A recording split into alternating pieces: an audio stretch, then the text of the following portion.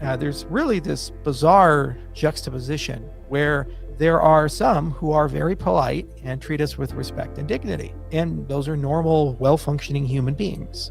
And when we talk to The Economist or the New York Times or the Financial Times or large corporations, we get treated with respect and dignity. And we have great productive conversations, not always converging to some understanding or a deal, but we, at the very least, treat each other like humans.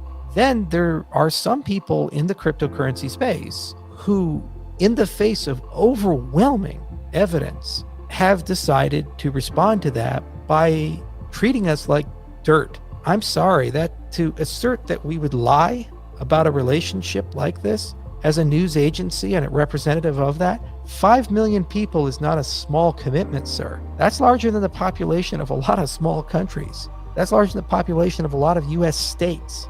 That's a big deal. And that's going to grow over time. And this is the first country to do something like this. It didn't happen in the United States. It didn't happen in Germany. It happened, of all places, Ethiopia, which is a tremendous piece of news for the adoption of blockchain technology and cryptocurrency. You might not like it because you think I'm an asshole or Cardano is in some way inferior technology to Ethereum, but it is newsworthy. And the only response is to assert that we've lied as if we're a drive-by-night operation, even though we've been around for a long time, have a big community, to have people appear on prominent podcasts and say nothing has been done or accomplished. Again, you might not like the project or think the things that we've spent our time on are substandard or not worth that time, but to assert that nothing was done or that Cardano's a blatant scam, it's bizarre.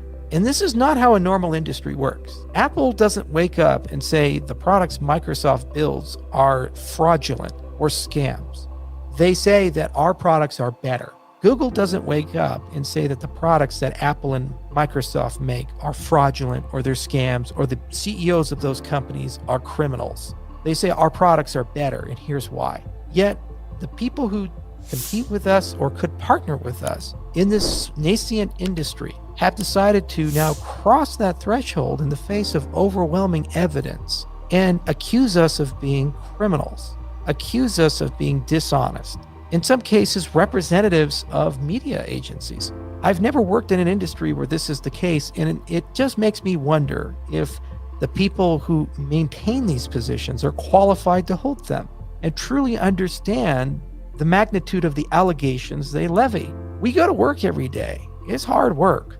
And if you watch the Africa special, you'll see the passion, the excitement, and the profound amount of investment that has gone into these endeavors. Now, it's a commercial enterprise with social good behind it. We believe the path we're taking is going to be successful, but there's always a chance of failure. That said, everybody who's involved is signed up for the long haul, including our community, and there's goodwill there. And what we have done with this Africa special is announced to the entire blockchain world that 5 million people will be given decentralized identifiers, DIDs, interoperable with the DID standards that are being deployed on Ethereum, Bitcoin, and other systems, in addition to Cardano. We just brought 5 million people into our industry. This is good for us all. Whether you like me or not, you think I'm a piece of human trash, but yet the response by people who occupy prominent roles in certain places in this industry are to pretend like it didn't happen, diminish it, attack it. Grow up, have some maturity. I say harsh things on Twitter from time to time. I tell people to go fuck themselves from time to time, especially when I feel that those people have been blatantly unfair and dishonest. I never do it to defend myself. If a person goes to Twitter and says I'm fat and ugly and a horrible human being, great, good for them.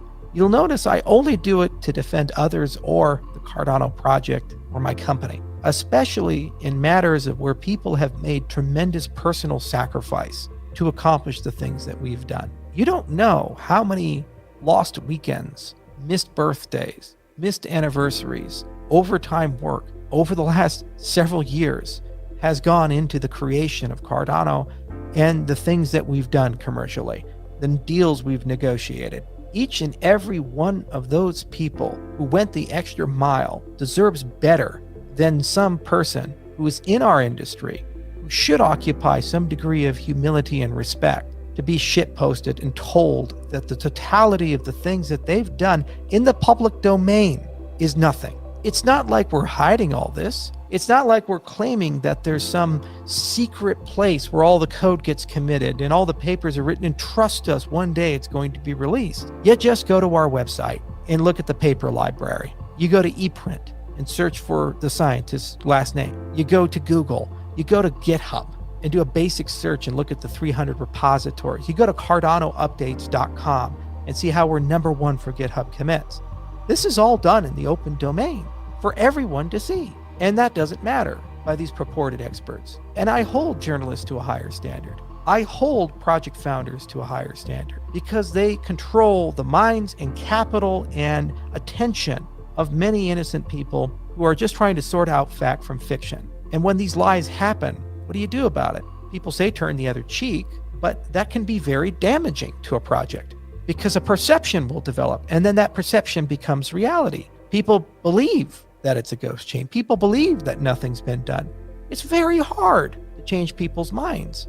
If someone hears that election fraud has happened or a vaccine has a quantum dot and mercury in it, and even though it doesn't, they'll just believe it. And then they'll tell all their friends that. And the amount of damage that does commercially to the adoption of the project, the growth of the project is catastrophic. Just look at the Dominion Voting Company. They're right now suing the people who spent months for $1.6 billion for slander and fraud, slander and libelous action, fraudulent statements to courts and otherwise in the media. The defense of these people isn't, we have evidence that you did it. It's, well, it was hyperbole, it was puffery. No one, reasonable person would have believed the things we said anyway. There's no accountability because the damage is done. If you poll certain groups of people, meaningful percentages now believe that company actually committed election fraud. So when you allow these things to persist in the open domain, where people say these types of things, they cause damage to a project, in some cases irreparable damage to a project amongst certain demographics. There are some who will never, in the entire life and history of Cardano, use Cardano because of preconceived notions and beliefs. It's an open ecosystem. The things we've accomplished, whether you love me or hate me as a person, are here to stay. I could go outside and get in my car, get hit by a truck, and be dead. Tomorrow, Cardano still operates. The roadmap still goes on. The technology is still there and free to use. But because of a blind hatred, I don't know where it's from, but a blind hatred for me, for my company, and for the past, there are some people that believe that Cardano will just magically disappear and it can never be a viable, real project. We just announced the largest blockchain deal in the history of our industry, at least to my knowledge. And certainly if it's not the largest, it's one of the largest. 5 million people, that's a big deal. And there are some who won't believe it, who claim otherwise, refuse to cover it out of spite and hatred. And it hurts the whole industry.